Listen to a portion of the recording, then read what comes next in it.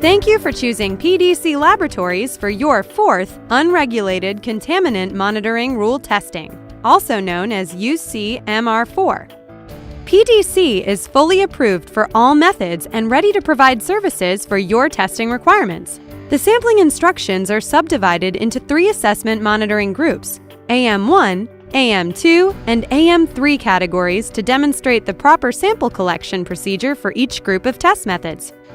Our experienced drinking water team is here to guide you through the process. It is important to familiarize yourself with the UCMR4 specific sample collection, preservation, and transportation requirements, and we will assist you in the process. Your AM2 UCMR4 kit includes a large plastic cooler with a liner and a single zip tie. Chain of custody form that is pre-printed with your sample sites and your specific test method groups located in the gallon Ziploc bag. Written sampling instructions, as well as bubble wrap and rubber bands which you will want to save for return shipping. Nitrile gloves. This kit also includes 6 sample containers. Let's go through the specific types of bottles included in your kit. AM2 is subdivided into 2 groups due to sampling location type. Source water influent sites are required to test for AM2, TOC, and bromide, and Stage 2 disinfection sites for AM2 HAA. Not all public water supplies are required to collect TOC and bromide due to your system type. The 6 sample containers can be described as the following: 1 plastic 500 milliliter unpreserved to analyze for bromide by EPA method 300.0. 2 amber, vial, 40 milliliter, preserved to analyze TOC by SM5310C. 3 amber, vial, 60 milliliter, preserved to analyze for HAAs. Please note that the bottle cap colors may vary, and ice and packing tape for return shipment are not included. Note: each of the bottle preservative and dechlorination agents safety data sheets are available upon request. Let's now go through the specific steps to familiarize you with the process. Number 1. Collect the sample during the month and year indicated on your UCMR4 sampling schedule and pre-printed chain of custody form. Notify the lab of any scheduling changes and, if possible, collect early in the required sampling month to allow for any unforeseen circumstances that could affect the sampling or analytical process. Collect on a Monday, Tuesday, or Wednesday if shipping is required due to the strict sample acceptance temperature requirement. Avoid collecting samples on Thursday, and you should not collect samples on Friday, Saturday, or Sunday unless special arrangements have been made for the receipt of samples at the laboratory such that they arrive within 48 hours of collection. Number 2.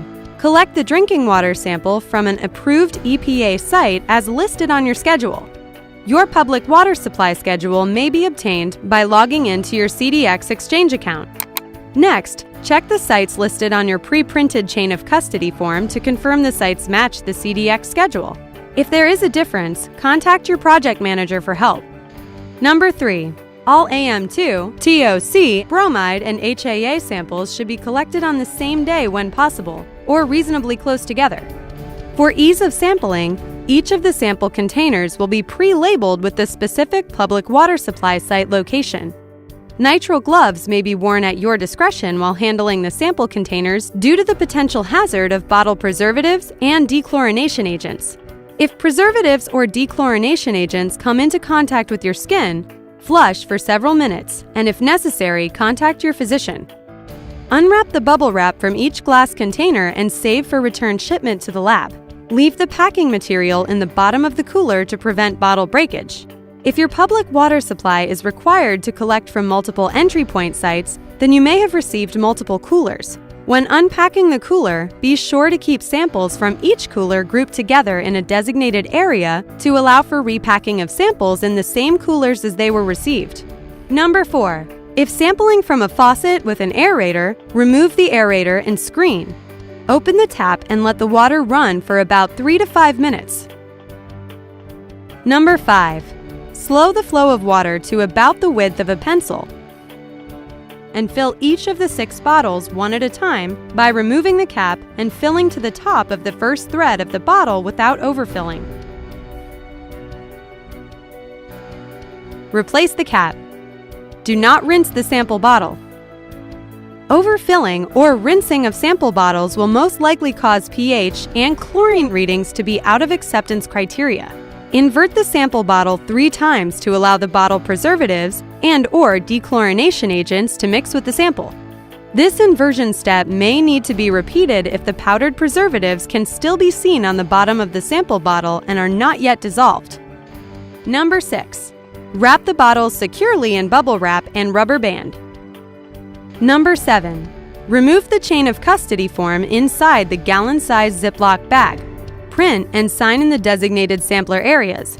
Record the date, time collected for each AM2 location, and one additional item that will need to be recorded after packing the cooler is the date and time the sample is relinquished and your signature. Place the chain of custody form into the provided Ziploc bag to prevent damage and place on top of the enclosed ice samples after all packing is complete. You will only be required to complete either step number 8 or step number 9, dependent upon if you are using same-day delivery or subsequent day delivery. Number 8. To transport the samples to the lab for same-day delivery, place the bubble-wrapped samples into the same cooler as received and carefully add ice cubes to cover the top of the sample bottles. Gather and twist the large liner together and use the zip tie to secure the bag. There is not a temperature receipt requirement if the samples are on ice and received on the same day as samples are collected. If you are able to transport the samples to the lab on the same business day as the sample collection, then the sample temperature may not yet have stabilized to 10 degrees Celsius or less when they arrive at the lab. It is still critical that ice is added immediately after collection. Number 9. Public water supplies that must ship the samples or deliver on a subsequent day of sample collection need to follow this criteria. When shipping is required, samples must be collected early in the day to allow adequate time to send these samples via overnight delivery to the laboratory. If samples must be stored overnight, refrigeration is required.